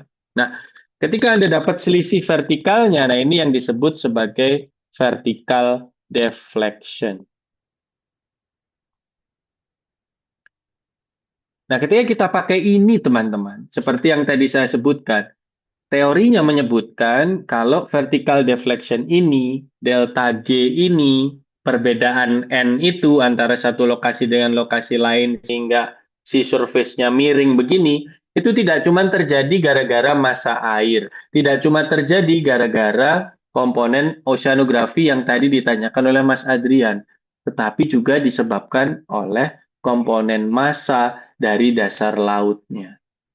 Berarti pola pikirnya begini, oke, saya punya data permukaan laut ini menggunakan teorema Bruns, bisa saya dekati menjadi delta G, ternyata muka air laut ini juga yang kalau sudah saya hitung menjadi N, dan saya selisihkan antara satu titik dengan titik lain, yaitu delta N, sehingga dapat vertical deflection, maka kita juga bisa dekati dia menjadi perbedaan batimetrinya. Karena ternyata perbedaan yang tinggi muka air laut itu tidak cuma terjadi gara-gara parameter oceanografi, tetapi gara-gara massa daripada tanahnya itu sendiri. Sehingga beratnya graviti dari dua lokasi tersebut yang memiliki densitas dan kedalaman daripada tanah yang tentu berbeda, itu juga pasti berbeda nilainya. Ada yang mau datang nih? Oh, enggak. Ini adalah konsep dasarnya, teman-teman. SSH dibawa ke si surface slope, dibawa ke deflection, dibawa kemarin gravity anomaly, dan mendekati batimetri menggunakan asumsi yang tadi saya jelaskan dan saya sebutkan. Secara praktis gimana, Pak? Kebetulan beberapa tahun lalu ITERA itu dibantu oleh rekan-rekan dari Taiwan dan juga dari Denmark untuk mempelajari bagaimana cara mengolah data altimetri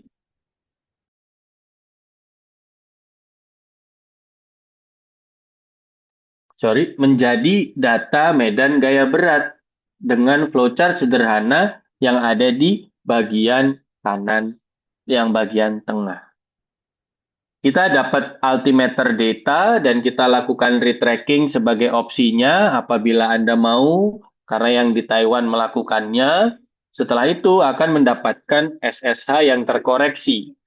Nah, setelah SSH-nya sudah dikoreksi, maka Anda bisa turunkan sesuai dengan teorema Bruns tadi, baik menggunakan inverse Fanning minus ataupun menggunakan least square collocation, Anda akan dapat gravity anomali. Nah, di dalam konteks ini, nilai gravitinya lalu dibandingkan dengan shipborne gravity, dan ini adalah exactly tugas akhir atau skripsi dari beberapa mahasiswa saya angkatan 2017 lalu. Ada yang namanya Caca, ada yang namanya Carlos, ada yang namanya Sabrina, ada pula yang namanya Karti, dan juga ada yang namanya Faldo. Tidak cuma itu, ada juga yang namanya Anita. Mereka semua karena dulu dari BIG melakukan KP-nya dan kala itu lagi COVID, akhirnya menggunakan judul dari saya karena sudah seamless sambungan antara mereka melakukannya di KP dengan apa yang mereka lakukan di skripsi. Nah, selanjutnya, apabila Anda dekati gravity tadi menggunakan pendekatan yang tadi saya sebutkan, bahwa atas ini mewakili yang bawah, nah kalau yang atas ini lalu ditarik ke bawah dengan menggunakan pendekatan sekian meter dianggap sama begitu, maka nanti yang atas ini reliefnya akan bisa mewakili relief yang ada di bawah. Jadinya bisa menjadi batimetri. Dan batimetrinya bisa dibandingkan nanti dengan nilai kedalaman menggunakan multi-beam echo sounder atau single beam echo sounder, tergantung ketersediaan datanya. Dan ini exactly yang dilakukan oleh lagi-lagi salah satu angkatan 2016 atas nama Alif Gary Wiserius beberapa tahun yang lalu. Jadi proses secara praktisnya seperti ini teman-teman. Altimetri, setelah itu di retracking atau dihitung ulang untuk mendapatkan SSH. Setelah itu menggunakan pendekatan least square collocation yang juga berarti remove, compute, restore yang tadi saya sebutkan. Atau menggunakan pendekatannya Pak Molodensky yang disebut sebagai inverse Fanning minus. Nanti akan dapat gravity model dari altimetri itu tadi yang nanti lalu dikoreksi atau dibandingkan dengan data shipborne gravity untuk melihat kebaikannya seberapa. Nah, kalau itu sudah dilanjutkan dengan melakukan penurunan, jadi dipaksa turun bersama-sama sesuai dengan nilai yang ada di sebuah model referensi. Misal, model referensinya itu mengaitkan tinggi muka air lautnya 5, batimetrinya itu 505. Oke, berarti ada selisih 500. Oke, berarti semua nilai di atas permukaan laut itu diturunkan bareng-bareng dengan nilai 500. Ini yang paling sederhana ya, untuk nanti mendapatkan batimetrinya. Karena asumsinya yang di atas itu mewakili yang di bawah. Lalu kalau sudah koreksi atau dibandingkan dengan multi-beam echo sounder untuk mendapatkan hasilnya, teman-teman. Nah, ini adalah penjelasan singkat daripada bagaimana mendapatkan SSH ke marine gravity yang lalu dilanjut kepada yang namanya apa? Yang namanya batimetri. Ada beberapa teman-teman targetnya, ada beberapa teman-teman contoh nyatanya. Tadi saya sebutkan ada yang menggunakan di pesisir, yang atas nama Abdillah Faruk, ada juga yang menggunakannya di Sumatera, ada tadi Caca, ada tadi Carlos, ada tadi Sabrina, juga tadi saya tambah dengan Alif Gary, dan bahkan Anita. Tapi ada juga salah satu mahasiswa saya yang lain yang membandingkan data dari altimetri ini dengan model global, serta membandingkannya dengan data dari shipborne gravity di seluruh Indonesia. Nama mahasiswanya adalah Nina. Dan alhamdulillahnya, kesemuanya ini teman-teman, itu sudah tidak cuma menjadi produk skripsi, tetapi menjadi produk penelitian yang dipublish sebagai artikel jurnal yang membuatnya semakin kuat secara teori dan juga secara hasil. Di bagian kanan atas itu adalah contoh daripada data persebaran shipborne gravity yang dipakai Mbak Nina untuk membandingkan data medan gaya berat yang dia hasilkan. Jumlah datanya seingat saya mencapai 700.000 titik pengamatan shipborne di seluruh bagian Indonesia. Nah, yang bagian kanan bawah itu adalah anomali gaya berat yang didapatkan oleh salah satu mahasiswa saya bernama Anita yang dibimbing juga oleh Pak Satrio. Yang lalu di dalam paper kami bertiga, kami kaitkan dengan zona subduksi dan juga kami kaitkan dengan efek dari gempa bumi serta lempeng tektonik dari padang. Dan yang kiri itu adalah salah satu paper yang juga keluar dari penelitian mahasiswa saya, namanya adalah Dean Alvito. Sebenarnya dia berfokusnya bukan ke laut tetapi di daratnya saja, khususnya di daerah ibu kota negara yang baru yaitu Nusantara, mantan ibu kota negara yang baru di IKN. Nah, tapi bisa Anda lihat di sini bahwa ternyata khususnya di pojok kanan, kita tidak lihat yang warna biru ya, yang warna biru itu adalah tanah ya. Tapi kita lihat yang pojok kanan yang berwarna oranye. Nah, kita bisa lihat dari berbagai model, ternyata nilai gaya beratnya atau nilai undulasinya dalam konteks ini itu mirip satu sama lainnya. Kecenderungannya masih sama. Walaupun di beberapa gambar atau di beberapa model, bagian kiri bawah atau bagian barat daya itu memiliki perbedaan ketinggian undulasi yang lebih rendah dibandingkan model lainnya. Ini adalah contoh nyata dari produk marine gravity yang tidak cuma dipublish oleh orang, tetapi dipublish oleh saya dan tim saya di ITERA. Lanjut teman-teman. Kalau ada yang masih tanya, Pak, punten, tapi saya masih bingung dari marine gravity diturunkan ke batimetri itu gimana? Bisa dijelaskan teman-teman di sini ya, useful cue, not magical depth truth. Jadi ini pendekatan saja, bukan lalu pasti benar. Pendekatan pertama tentu harus ada asumsi, tentu harus ada batasan-batasan yang harus kita acknowledge atau harus kita sampaikan. Jangan sampai kita tidak ngomong ini ketika kita melakukan penelitian dan menjelaskan kepada pihak terkait tentang hasil yang kita dapat. Itu buruk ya, peneliti tidak boleh begitu.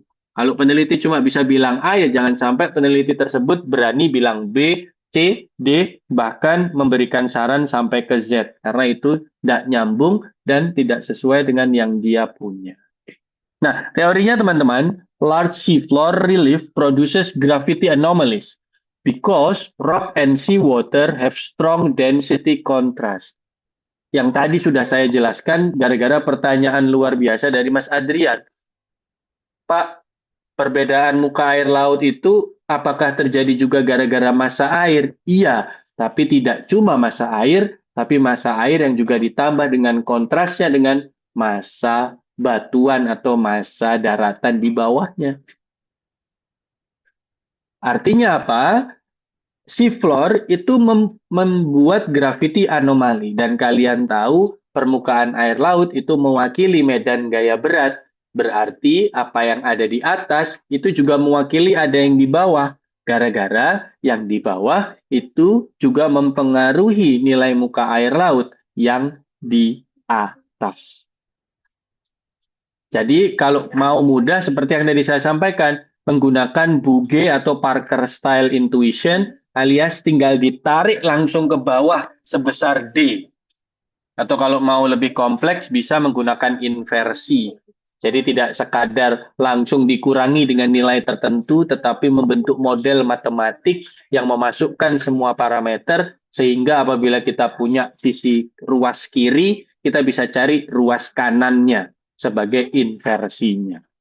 Logikanya teman-teman, ada altimetri, altimetri dapat sea surface height, sea surface height di rata-rata dapat MSS, SSH dikurangi MSS dapat SLA, apabila kita dekati MSS dengan geoid, maka nanti dikurangi kita dapat MDT, yang mana kalau kita asumsikan si N ini tadi tidak sama dengan MSS, maka kita bisa menggunakan Grun's formula untuk mendapatkan delta G, yang mana terjadi gara-gara kemiringan tadi, slope of sea surface, yang mana kalau ini kita turunkan secara sederhana, minimal untuk konsep dasarnya adalah mewakili batimetri. Jadi jalan ceritanya ke situ gitu teman-teman. Jadi nggak sekonyong-konyong SSH langsung voila dapat batimetri langsung karena dia bisa nembus sampai dalam, enggak.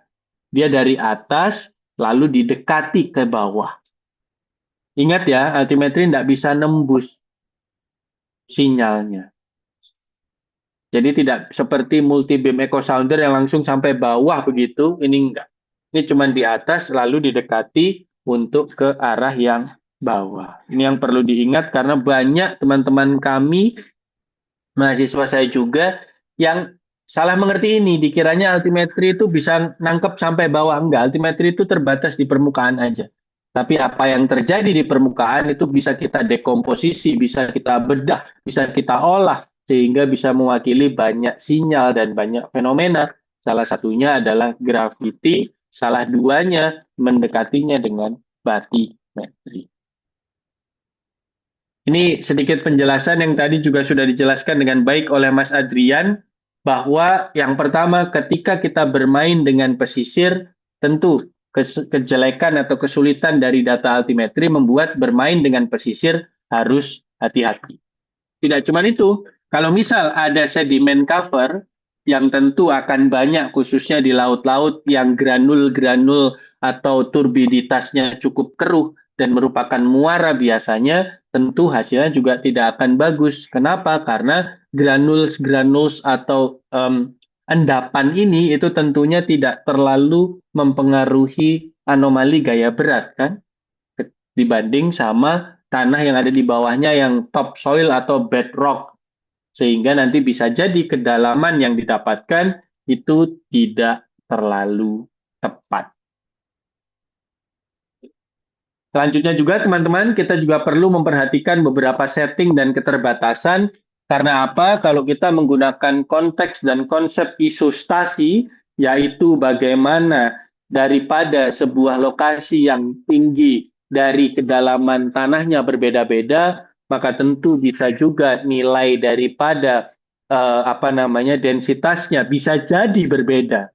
Nah, jadi itu juga perlu diperhatikan. Asumsi kita di sini bermain bahwa kita pakai isostasi. Alias kita asumsikan bahwa density daripada mereka itu sama. Apakah betul begitu? Tidak selalu, tapi asumsi kita adalah seperti itu. Therefore, di sini ditulis ya, marine gravity is excellent for offshore structure cues and survey prioritization. Tapi tidak bisa untuk menggantikan MBES. Tidak bisa. Sama seperti bagaimana altimetri itu bisa membantu tide gauge, tapi tidak bisa menggantikannya. Ini nasibnya juga sama. Altimetri membantu menentukan gravity ataupun kedalaman, tapi jangan menggantikan, karena belum mampu. Lanjut teman-teman. Ini penjelasan yang juga sama, why the method weakens near coast. Tidak cuma gara-gara tadi ya, nilainya coastal, tidak cuma gara-gara ada granules-granules yang terjadi di delta, apabila ternyata kemiringannya itu cukup curam, nanti akan bisa memproduce atau mendapatkan ambiguitas.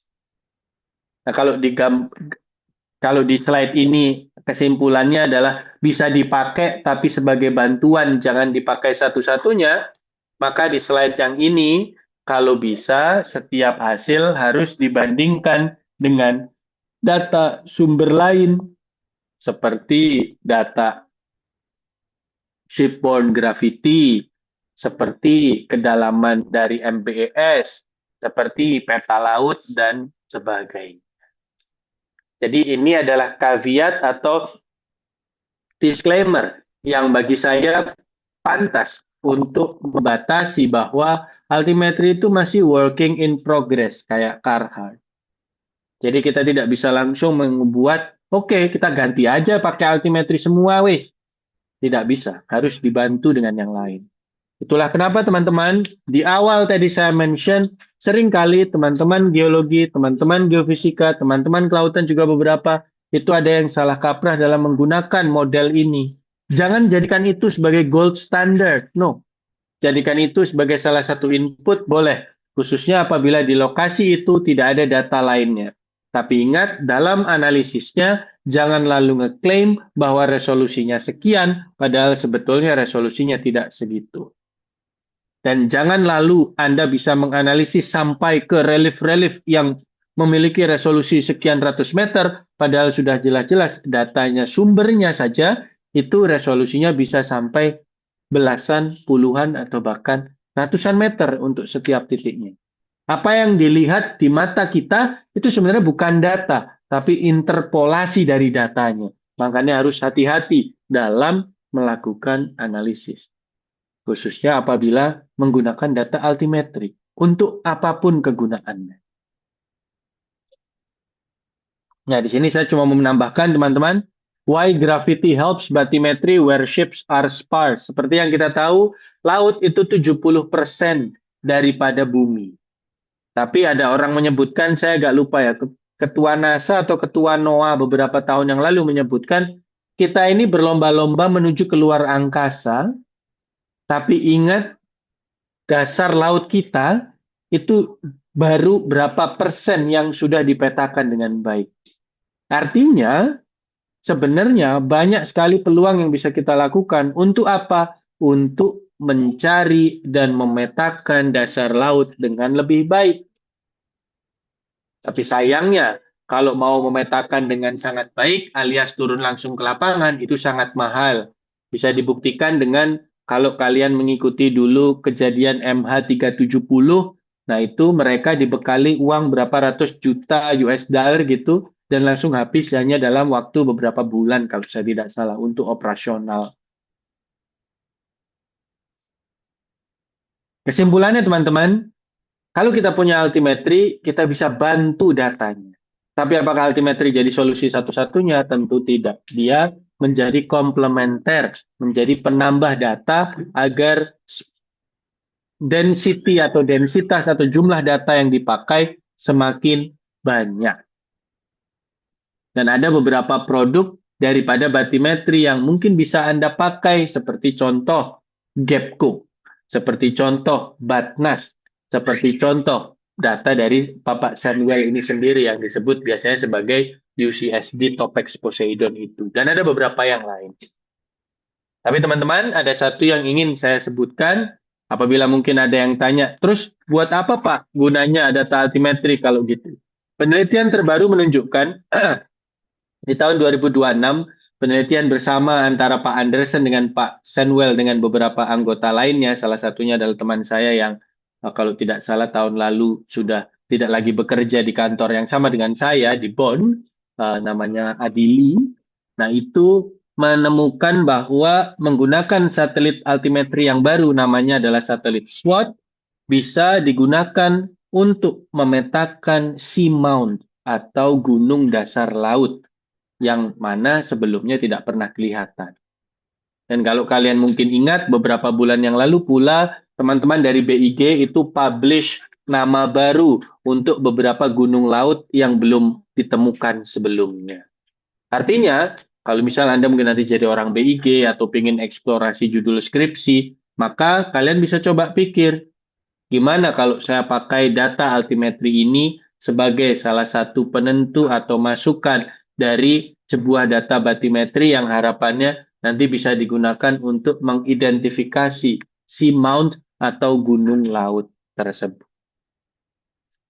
Masih ada beberapa teman-teman, karena saya ingin menunjukkan dengan nyata dan dengan gamblang data-datanya ya, dan saya kasih contoh karena ini sudah 44 akan saya tutup di 50. Pertama adalah apa seafloor structure yang akan kelihatan. Jadi rekahan mid ocean, zona fraktur, seamount change seperti yang tadi saya sampaikan, trench outer rise system atau plateau dari volcano itu bisa kelihatan dan basin itu bisa kelihatan teman-teman.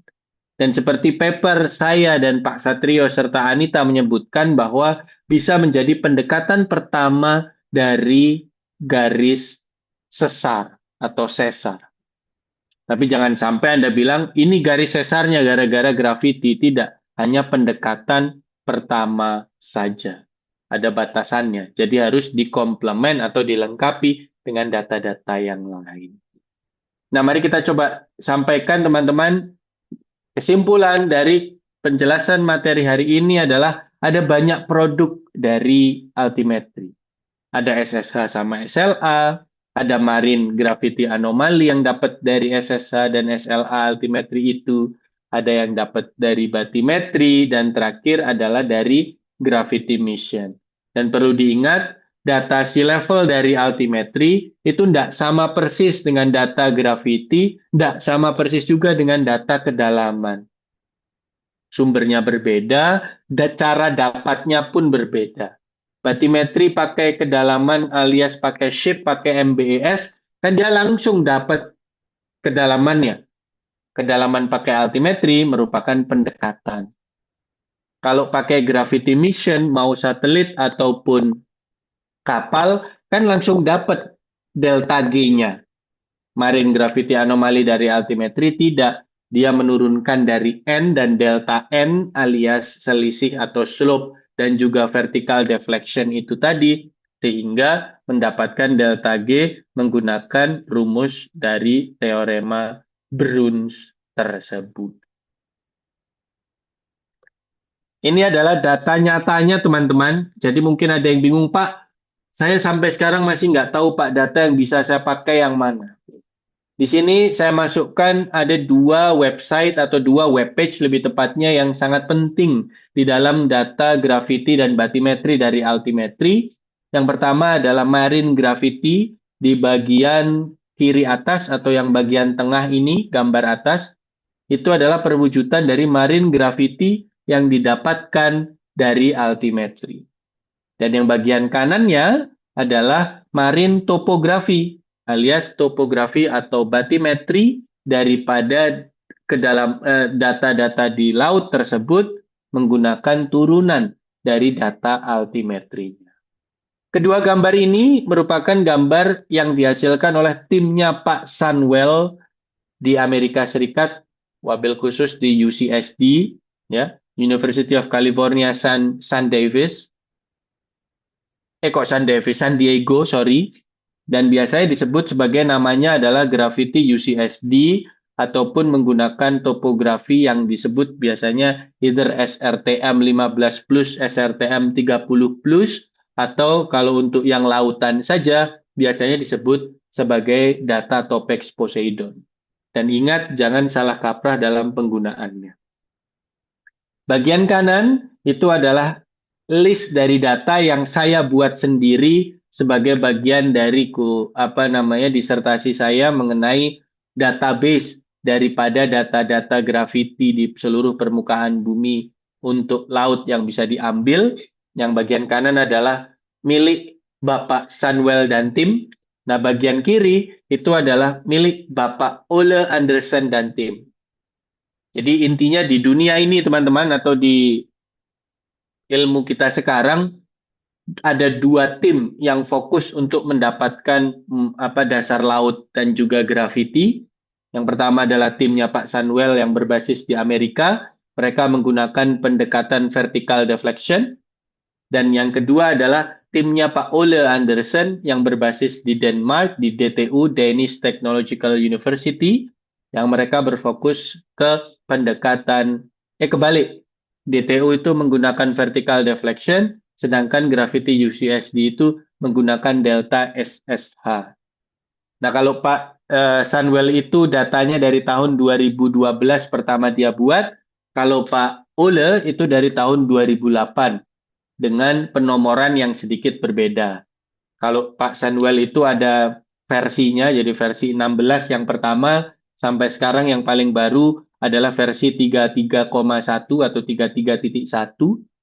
Sedangkan kalau DTU itu ada beberapa jenis, sebenarnya tidak terbatas di gravity, dia berfokusnya ke MSS, tapi turunan selanjutnya adalah gravity. Dia punya DSNC 8, dia punya DTU 10, dia punya DTU 13, dia punya DTU 17 tapi sudah di-delete entah kenapa. Dia punya DTU 21 tapi juga sudah di-delete. Saya juga tidak tahu alasannya apa. Mungkin gara-gara mereka ingin pengambilan datanya itu harus berbasis request mungkin. Nah, kedua data ini adalah data nyata yang dipakai tidak cuma di kuliah ini, tetapi dipakai oleh mahasiswa-mahasiswa saya dan saya sendiri tentunya dalam kuliah tertentu ataupun dalam proses skripsi. Bagi teman-teman di antara 13 orang yang ada di sini yang mungkin berminat untuk mengolah data ini atau memiliki topik yang berminat tentang ini, mungkin nanti bisa diskusi sama saya langsung ketika lagi kosong atau mungkin ya and your own spare time untuk bisa berdiskusi. Tidak cuma untuk skripsi, tapi mungkin tanya konsep, tanya teknis, karena insya Allah saya bisa bantu untuk jawab. Masih ada 1 dan 2 slide lagi, seingat saya teman-teman. Ya, saya akan tutup dengan ini saja ya. Apa yang kita bisa simpulkan teman-teman dari data ini dan beberapa contohnya. Yang pertama adalah dari data yang tadi, kita jangan sampai overselling. Jangan sampai lebay kalau menjelaskan. Contoh yang bisa kita sampaikan, this region likely contains major seafloor relief or tectonic fabric. Alias, lokasi ini itu bisa diindikasikan ada lempeng tektoniknya. Tapi jangan langsung bilang, ini ada lempeng tektonik, nggak bisa. Dan data altimetri yang diturunkan menjadi gravity itu bisa menjadi pemandu untuk kapal yang turun ke lapangan secara langsung untuk mendapatkan data-data yang lebih pas dan lebih dibutuhkan. Tapi jangan sampai data dari altimetri langsung Anda bilang, ini peta kedalaman yang bagus, pakai ini aja loh, nggak bisa. Dan yang pasti teman-teman, di bawah ditulis good scientific habit, always state whether you are discussing a measurement, an inferred field, or an interpreted geomorphic consequence. Meaning, dalam sebuah diskusi, khususnya nanti di dalam skripsi, disertasi, atau tesis, kalian harus sampaikan bahwa data yang ada di depan mata Anda, itu pengukuran langsung, pendekatan atau estimasi saja, atau sebetulnya adalah implikasi alias analisis yang Anda dapatkan dari hasil-hasil tersebut. Karena ini pasti berbeda ya. Kalian tidak bisa tiba-tiba bilang ini kedalaman bagus dari altimetri, padahal dia bukan pengamatan langsung dasar lautnya. Dia hanyalah estimasi atau turunan atau pendekatan dari medan gaya berat, yang medan gaya berat sendirinya pun merupakan pendekatan atau turunan dari nilai muka air laut pada altimetrinya. Ada beberapa contoh teman-teman. Ini adalah contoh yang menarik dan ini lagi-lagi di publish seingat saya di mana namanya kalau Pak Samuel sama Pak Anderson itu di tahun 2026 yang mana dia menemukan beberapa seamount, beberapa sesar-sesar baru yang awalnya belum ada di dalam peta laut yang terbaru berkat bantuan dari altimetri. Aplikasi yang kedua adalah menggunakan Indonesia sebagai contohnya dan bisa digunakan untuk memperlihatkan bahwa ternyata di bagian Jawa, bagian selatan itu ada structure yang belum terlihat sebelumnya. Artinya apa teman-teman? Menggunakan data-data ini, kalau kalian pas melakukan analisisnya dan interpretasinya, kalian bisa memperkaya ilmu dengan mengetahui sesuatu yang bisa jadi belum ada orang yang tahu. Memang datanya tidak 100% benar. Makanya yang dipakai di sini bukanlah angkanya berapa, tetapi kecenderungan bentuknya secara visual, secara interpretatif yang bisa lalu Anda lakukan. Tidak cuma itu, dengan ini kita bisa membantu Indonesia secara negara itu sendiri untuk mengamati lokasi-lokasi yang sekiranya penting tapi tidak banyak penelitian dan pengamatan daripadanya. Seperti bagian barat Sumatera dan Jawa, seperti Indonesia bagian timur yang banyak sekali arusnya alias Arlindo, dan sebagainya. Dari sini teman-teman bisa kita simpulkan bahwa menggunakan altimetri membuat kita lebih mengerti gravity, membuat kita lebih mengerti batimetri, tapi jangan sampai Anda menggunakan kedalaman nilainya itu tanpa penjelasan yang lebih gamblang dan masuk akal. Sekian dari saya teman-teman. Ini adalah penutup dari slide kita hari ini, yang mana altimetri derived marine gravity itu adalah inferred product atau data estimasi dari tinggi muka air laut, bukan kedalaman ataupun pengamatan langsung.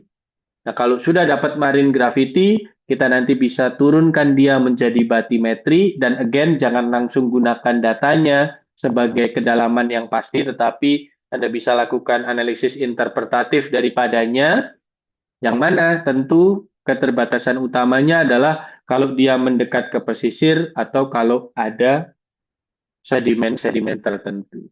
Di minggu depan, kita akan membandingkan hasil dari marine gravity ini dengan konteks dan konsep marine gravity yang dedicated untuk mendapatkan gravity itu sendiri, yaitu satellite gravity mission, seperti GOCE ataupun GRACE dan GRACE FU.